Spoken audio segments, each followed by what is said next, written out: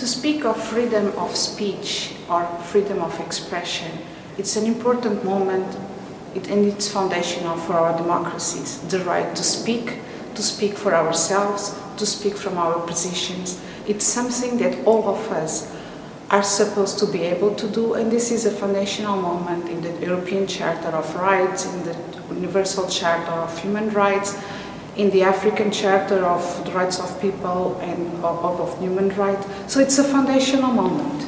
But what does it mean?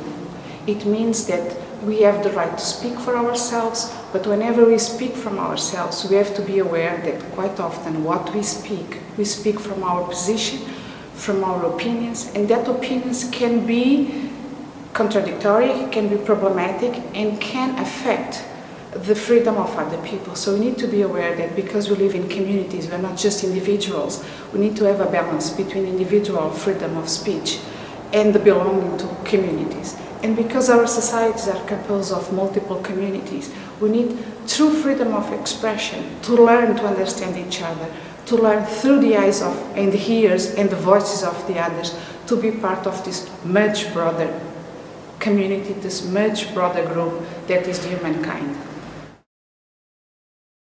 Problems with freedom of expression. As I said, we speak from our position, so quite often we don't know what the other group thinks, and we think that a common comment, it's okay, but it's not.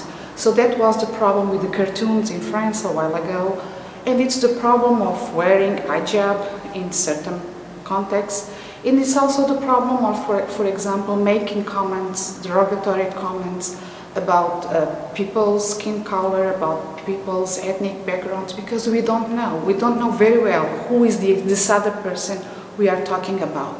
But there is also a legal problem, because in our societies, knowledge is becoming more and more privatized. It's becoming a commodity. So we have lots of laws that are limiting and prohibiting actually sharing knowledge. So we have all these copyrights that we are sometimes not very aware of. And that is one of the limitations we have, and we need to start thinking about what is this trend that we are getting into, where knowledge that is something we produce, we are all part of it, is now being appropriated by a group.